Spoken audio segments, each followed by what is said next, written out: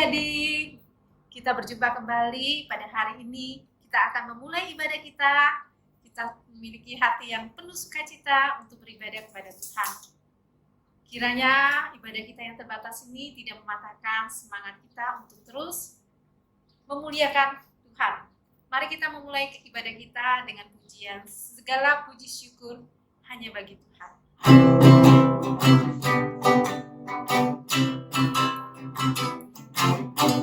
Segala puji syukur hanya bagimu Tuhan, sebab Kau yang layak dipuja. Kami mau bersorak tinggikan nama-Mu. Haleluya.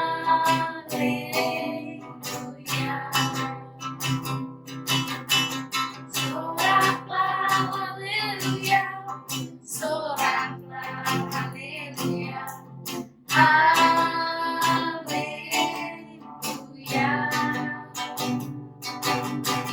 Soraklah haleluya, soraklah haleluya, haleluya.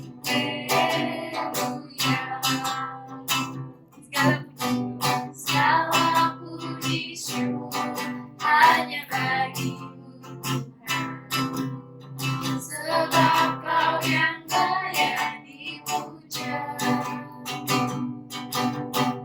Kami mau bersorak tinggikan nama-Mu. Haleluya. Soraklah haleluya, soraklah haleluya, haleluya.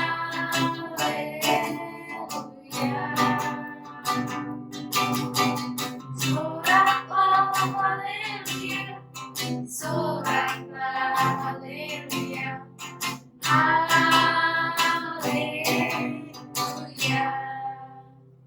Mari kita satu di dalam doa. Bapa di dalam kerajaan surga, sungguh kami bersyukur ya Tuhan untuk waktu yang Tuhan berikan, di mana kami boleh beribadah kepada Engkau ya Tuhan. Kami tahu ya Tuhan bahwa ibadah kami yang terbatas ini tidak membuat kami menjadi patah semangat untuk tetap beribadah kepada Engkau Tuhan. Berikan kami hati ya Tuhan, berikan kami motivasi yang selalu rindu ya Tuhan untuk mendengarkan akan kebenaran firman-Mu, memuji Engkau ya Tuhan. Kami menyerahkan ibadah kami ini ke dalam tangan-Mu, hanya di dalam nama Tuhan Yesus kami telah berdoa dan bersyukur. Amin. Adik-adik, tiba waktunya kita akan memberikan persembahan yang terbaik bagi Tuhan. Karena Tuhan Yesus telah mengasihi kita, maka kita pun harus lebih mengasihi Tuhan Yesus. Maka kita nyanyikan satu buah pujian, Allah itu baik.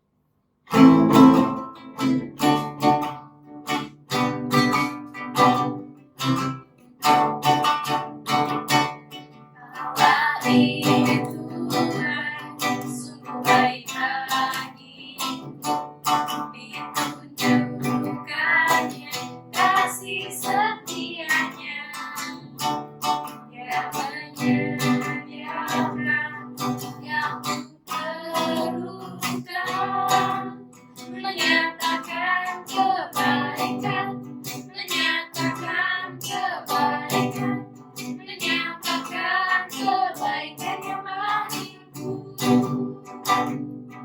Kasih setianya tak pernah berubah, dulu sekarang dan selamanya.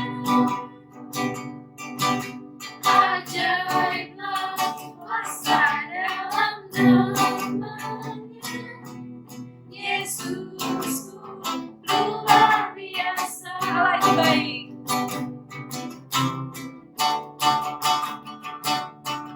Allah itu baik, sungguh baik bagiku, ditunjukkannya kasih setianya, Dia menyediakan yang ku perlukan, menyatakan kebaikan,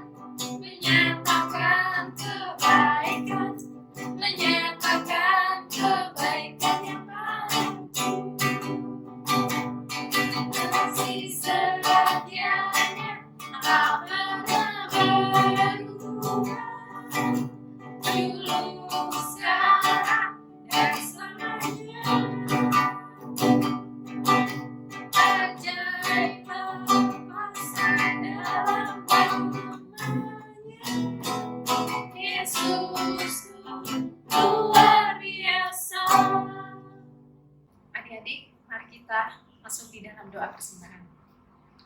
Tuhan Yesus, kami sungguh bersyukur ya Tuhan, jikalau kami masih dapat memberikan persembahan, itu semua karena Engkau ya Tuhan yang begitu mengasihi kami.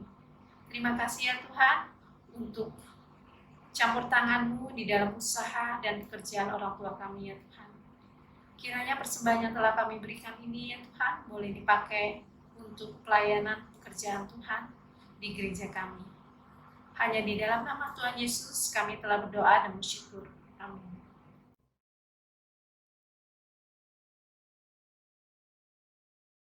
Wah, tidak terasa ya teman-teman, sudah 3 bulan kita beribadah lewat online.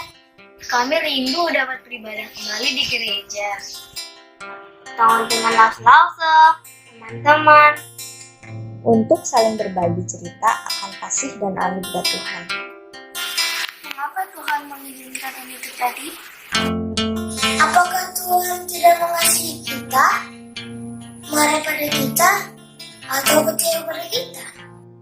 Tidak, Tuhan Yesus tetap mengasihi kita dan tetap memelihara kita. Melalui hari-hari yang kami lalui, kami mengerti bahwa Tuhan Yesus merencanakan rencana yang indah. Yang Tuhan sediakan bagi kami dan dunia ini. Tuhan Yesus untuk kami agar mengerti kehendak-Mu bagi masa depan kami, karena kami tahu Engkau baik, sangat baik, bahkan teramat baik bagi kami. Makasih Tuhan Yesus atas kasih-Mu. Amin.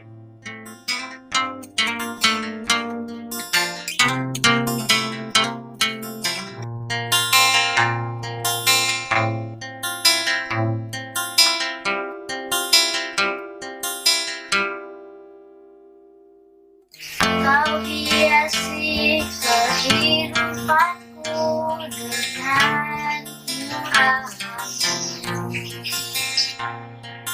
Kau rancangkan masa depanku penuh dengan harapan.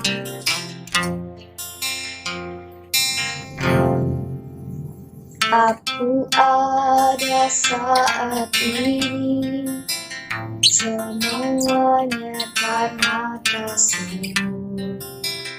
Aku hidup hari ini, semua berkat kemurahan-Mu. Terima kasih Yesus, Kau sangat baik, amat baik bagiku. Aku ada saat ini, semuanya karena kasih-Mu. Aku hidup hari ini, semua berkat murahan-Mu. Terima kasih Yesus, Engkau sangat baik, teramat baik bagiku. Aku ada saat ini, semuanya karena kasih-Mu. Aku hidup hari ini, semua berkat kemurahan-Mu. Terima kasih Yesus, Engkau sangat baik, teramat baik bagiku. Engkau sangat baik, teramat baik bagiku. Nah adik-adik sekalian, sebentar lagi kita akan mendengarkan kebenaran firman Tuhan. Mari kita siapkan hati kita dan Alkitab kita untuk mendengarkan kebenaran akan firman Tuhan.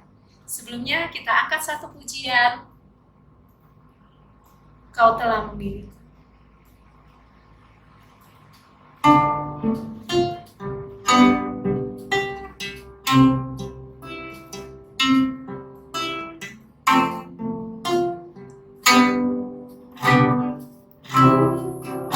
Bersyukur kau memilihku menjadi hamba-Mu, melayanimu seumur hidupku. Ku serahkan untuk kemuliaan-Mu. Kau setia sampai akhir, melayani seumur hidupku, sampai ku dapatkan mahkota kehidupan di dalam kerajaan-Mu. Bersyukur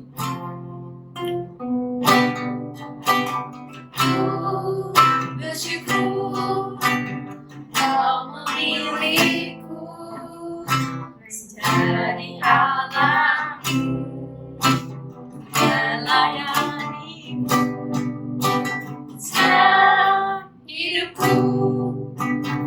Ku serahkan untuk kemuliaan-Mu. Mau setia sampai akhir, melayani seumur hidupku, sampai ku dapatkan mahkota kehidupan di dalam kerajaan-Mu. Mau setia sampai akhir, melayani seumur hidupku, sampai ku dapatkan mahkota kehidupan di dalam kerajaan-Mu. Teman-teman, mari kita satu dalam doa. Tuhan Yesus, terima kasih untuk kesempatan yang Kau berikan pada hari ini, biarlah kami dapat mendengarkan firman-Mu. Kiranya firman yang akan kami dengar dapat bertumbuh dan berbuah di dalam kehidupan kami. Dan juga berkati Lause yang akan menyampaikan firman-Mu. Dan juga berkati teman-teman yang mendengarkan firman-Mu di rumah mereka masing-masing. Inilah doa kami, hanya di dalam nama Tuhan Yesus kami sambut firman-Mu. Haleluya, amin.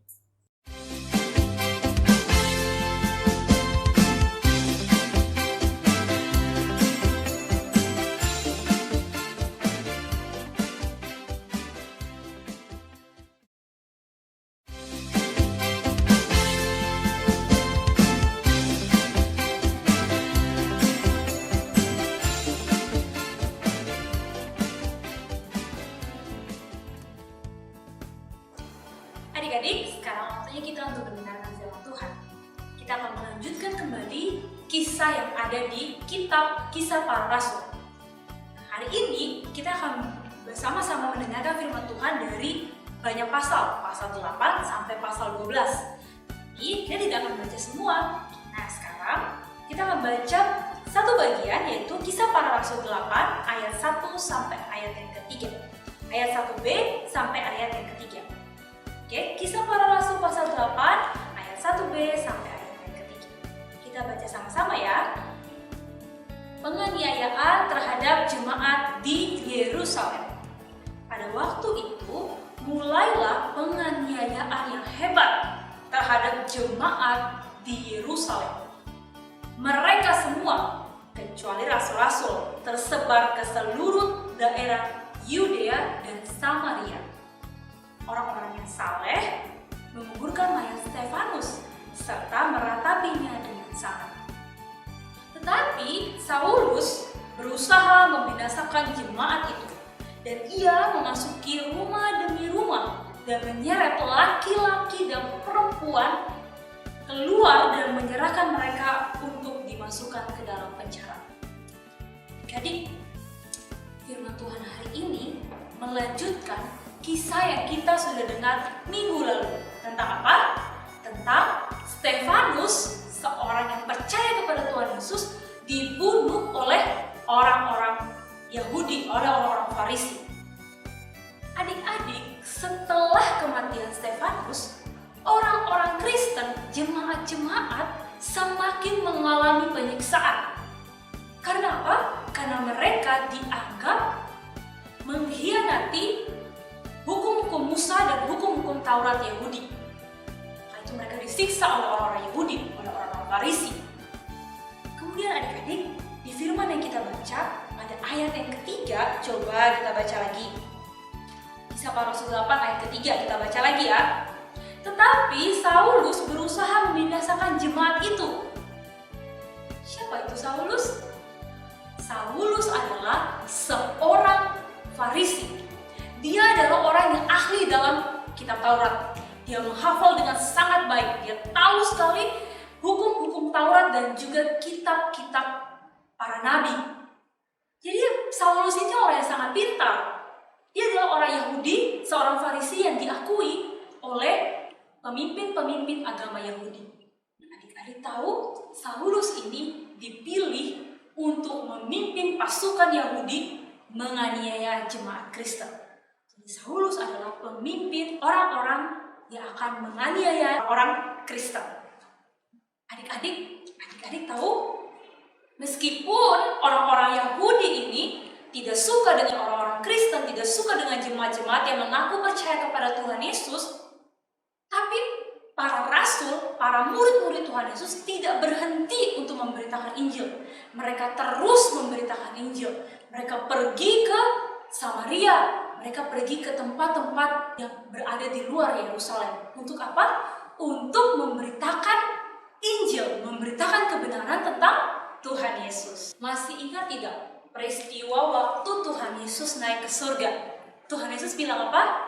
Tuhan Yesus berjanji bahwa Roh Kudus akan menyertai semua murid-muridnya dan juga setiap orang percaya, supaya mereka tidak sendirian ketika Tuhan Yesus pergi ke surga. Tuhan Yesus juga berjanji apa? Tuhan Yesus juga bilang bahwa kamu, para murid dan setiap orang percaya, kamu akan menjadi saksiku. Di mana? Di Yerusalem dan di Yudea dan di Samaria dan sampai ke ujung bumi. Sekarang tibalah saatnya untuk para murid itu harus tersebar ke seluruh negeri. Mereka harus memberitakan Injil atau kabar baik tentang Tuhan Yesus. Kemudian mereka harus tersebar ke Yudea, ke Samaria, sampai kepada orang-orang non-Yahudi. Adik-adik, mereka pun pergi tersebar di berbagai negeri. Dimulai dari Filipus, seorang murid Tuhan Yesus yang pergi ke kota Samaria. Filipus pergi ke kota Samaria. Adik-adik, di Samaria, Filipus memberitakan kabar baik bahwa Tuhan Yesus Kristus adalah Tuhan dan Juru Selamat. Melalui pemberitaan Injil yang Filipus berikan kepada orang Samaria, banyak juga mujizat yang dia lakukan di dalam nama Tuhan Yesus. Itu membuat banyak orang Samaria yang menjadi percaya. Banyak orang Samaria yang mengenal, oh, Yesus itu adalah Allah. Dia adalah Tuhan yang datang untuk menyelamatkan dunia ini. Adik-adik, melalui pelayanan Filipus ini, banyak sekali orang Samaria yang mau memberikan diri dibaptis. Luar biasa ya, pekerjaan Roh Kudus. Tadi kita sudah mendengar bahwa Tuhan sudah bekerja kepada orang-orang di Yerusalem, di daerah sekitar Yudea. Dan sekarang Filipus menginjakan kaki di Samaria. Banyak orang Samaria yang akhirnya percaya kepada Tuhan Yesus sebagai Tuhan dan Juru Selamat manusia. Setelah itu, Filipus melanjutkan perjalanannya. Kemudian Filipus mendengar suara malaikat. seorang malaikat itu berkata kepada Filipus bahwa dia harus pergi ke sebelah selatan, tapi ke arah Gaza. Akhirnya Filipus pergi ke sana. Kenapa Filipus pergi ke situ? Karena ternyata adik-adik ada seorang Ethiopia, seorang sida-sida yang sedang melakukan perjalanan menuju Yerusalem untuk beribadah. Di dalam perjalanan sambil menuju Yerusalem, orang Ethiopia itu membaca kitab Nabi Yesaya. Dan Roh Tuhan, Roh Kudus itu mengarahkan Filipus untuk pergi menuju kepada orang Ethiopia itu. Kemudian Filipus pun bergerak menuju kepada orang Ethiopia itu. Filipus mendekati orang Ethiopia itu dan Filipus berkata, "Tuan, apakah Tuhan mengerti yang Tuhan baca itu?" Orang Ethiopia ini menjawab, "Bagaimana aku dapat mengerti jika tidak ada yang membimbing aku?" Filipus berbicara kepada orang Ethiopia itu. Filipus menjelaskan kitab yang dibaca. Orang Ethiopia ini membaca kitab Nabi Yesaya. Dan dia tidak mengerti itu isinya apa. Karena dia bukan berasal dari orang Yahudi. Dia berasal dari negeri yang jauh. Melalui kitab Nabi Yesaya itu, Filipus menjelaskan tentang Injil Kristus. Filipus memperkenalkan Yesus Kristus kepada orang Ethiopia ini.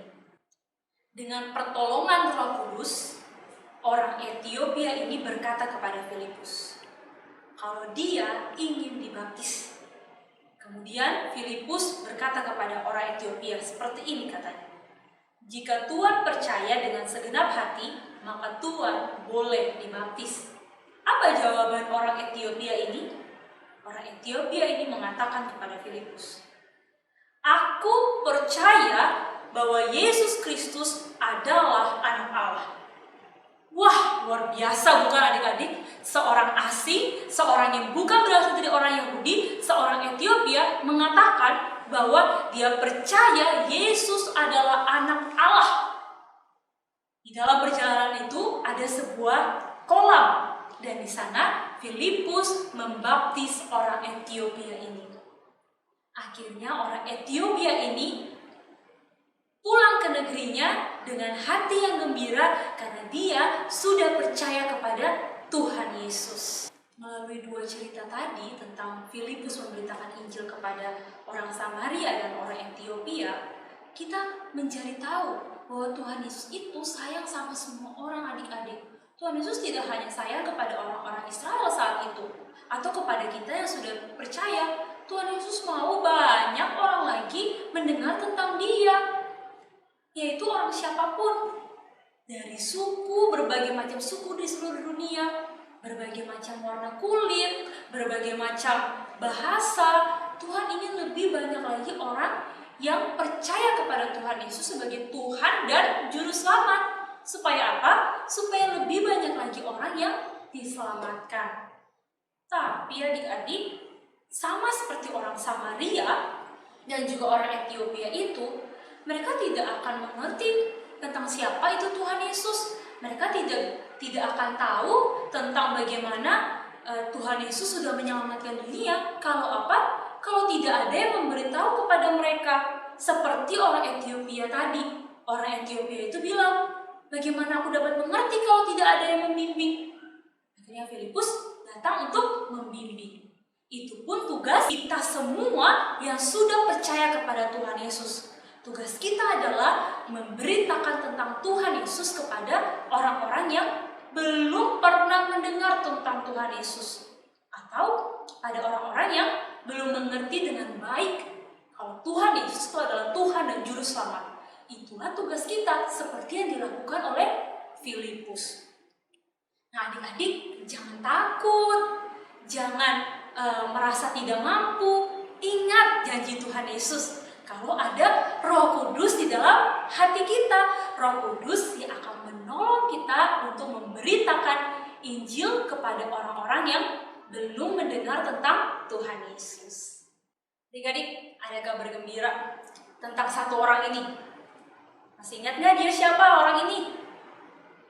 Dia adalah seorang Saulus. namanya Saulus. Dia adalah seorang Farisi, orang yang ahli dalam kitab Taurat. Adik-adik, ada satu kisah menarik tentang orang ini. Dia adalah orang yang tidak suka sama jemaat-jemaat Kristen. Nah, suatu ketika Saulus ini mendapatkan tugas untuk pergi ke Damsyik. Pergi kemana? Pergi ke Damsyik. Untuk apa dia pergi ke Damsyik? Tidak lain, tidak bukan untuk menyiksa orang-orang percaya, untuk membunuh orang-orang Kristen. Tapi ada yang berbeda dengan perjalanan Saulus kali ini. Perjalanan ini adalah perjalanan yang mengubahkan hidup Saulus. Apa yang terjadi di tengah-tengah perjalanan menuju Damsyik? Tiba-tiba adik-adik, ada sinar cahaya terang dari atas mengenai wajahnya Saulus ini. Kemudian ada suara yang berkata seperti ini. Saulus, Saulus, mengapa engkau menganiaya? Dengan penuh ketakutan, Saulus mengatakan, Siapakah engkau, Tuhan? Akulah Yesus yang kau aniaya itu. Tetapi bangunlah dan pergilah ke dalam kota. Di sana akan dikatakan kepadamu apa yang harus kau perbuat. Yesus Kristus memanggil seorang Farisi yang bernama Saulus ini untuk menjadi pemberita Injil kepada orang-orang non-Yahudi. Adik-adik, Tuhan Yesus begitu luar biasa. Seseorang yang tadinya benci dengan Tuhan Yesus, seseorang yang tadinya tidak suka dengan Injil, menjadi seorang percaya kepada Tuhan Yesus. Bahkan orang ini memberitakan Injil kepada banyak sekali orang. Dan Saulus ini kita kenal dengan nama Rasul Paulus.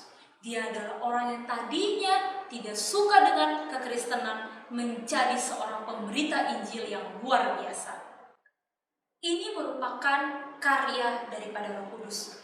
Roh Kudus mampu untuk mengubah hati manusia yang tadinya keras, tidak mau percaya, menjadi percaya.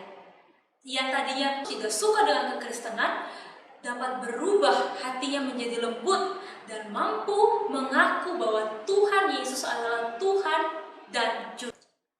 Roh Kudus sudah berkarya melalui pemberitaan Filipus kepada orang Samaria dan orang Ethiopia. Kemudian Tuhan Yesus sendiri menampakkan diri kepada Saulus sehingga Saulus menjadi percaya yang kita kenal dengan nama Rasul Paulus. Ada satu kisah lagi tentang pemberitaan Injil yang dilakukan oleh Petrus, murid Tuhan Yesus. Petrus saat itu memberitakan Injil kepada seorang perwira Yunani. Ini sudah lebih jauh lagi adik-adik, sudah bukan di Samaria lagi, tetapi sudah sampai ke Yunani, ke orang-orang non-Yahudi. Perwira Yunani ini namanya adalah Kornelius. Kornelius memberikan diri untuk dibaptis dan percaya kepada Tuhan Yesus oleh karena pemberitaan Injil dari Petrus. Dan bukan hanya Kornelius, tapi ada beberapa orang yang berasal dari Yunani yang akhirnya memberikan diri percaya kepada Tuhan Yesus dan mau dibaptis oleh Petrus. Sudah ada dua orang asing, yaitu orang Ethiopia dan orang Yunani yang percaya kepada Tuhan Yesus. Nah, karena ada banyak orang non-Yahudi yang percaya kepada Tuhan Yesus, ini membuat murid-murid Tuhan Yesus, para rasul ini menjadi percaya, menjadi lebih yakin lagi bahwa Tuhan Yesus benar-benar ingin semua orang mendengar tentang Dia. Tuhan Yesus tidak membeda-bedakan orang. Tuhan Yesus hanya mau mereka percaya kepada Tuhan Yesus dari dalam hati dan mengaku dengan mulut serta memberikan diri untuk dibaptis, maka mereka akan diselamatkan. Tidak peduli mereka orang Israel ataupun bukan. Yang penting mereka percaya kepada Tuhan Yesus melalui pemberitaan para murid. Semua orang dari segala bangsa yang percaya kepada Tuhan Yesus dan melakukan kebenarannya pasti diselamatkan. Sekarang yang menjadi pertanyaan adalah tugas kita apa? Tugas kita sebagai orang yang sudah percaya kepada Tuhan Yesus, sebagai seorang yang sudah mendapatkan keselamatan itu, tugas kita apa? Tugas kita adalah mendengarkan suara Allah itu melalui firman-Nya dan mau menceritakan tentang Tuhan Yesus yang adalah juru selamat dunia, Tuhan Yesus yang sudah datang ke dalam dunia, yang menebus dosa manusia di atas kayu salib, kemudian bangkit pada hari yang ketiga, naik ke surga, dan yang menawarkan hidup kekal itu. Kita mau pergi untuk menceritakan tentang Tuhan Yesus kepada orang-orang yang belum percaya, yang ada di dalam keluarga kita, yang ada di teman-teman di sekolah kita, teman-teman di rumah kita, dan siapapun, tentang Tuhan Yesus.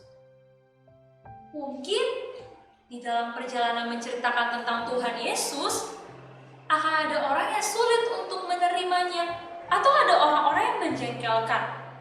Tapi kita tahu bahwa Roh Kudus akan menolong kita. Roh Kudus akan memampukan kita untuk berani bercerita tentang Tuhan Yesus, untuk pergi kepada orang yang Tuhan Yesus mau dia mendengar tentang karya keselamatan itu. Sehingga kita mampu menceritakan Tuhan Yesus dengan kuasanya, sehingga banyak orang dapat mengaku bahwa Tuhan Yesus adalah Tuhan dan Juru Selamat dunia. Kita sudah mendengarkan firman Tuhan hari ini. Mari adik-adik, kita sekarang akan membaca ayat emas, ayat yang penting untuk supaya kita tetap ingat cerita hari ini. Ayat emas kita itu dari Roma pasal 5 ayat pertama. Coba kita buka Alkitabnya, Roma pasal 5 ayat yang pertama. Bunyinya seperti ini.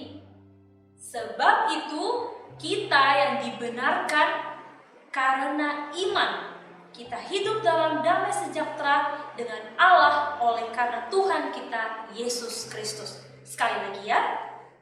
Sebab itu kita yang dibenarkan karena iman, kita hidup dalam damai sejahtera dengan Allah oleh karena Tuhan kita Yesus Kristus.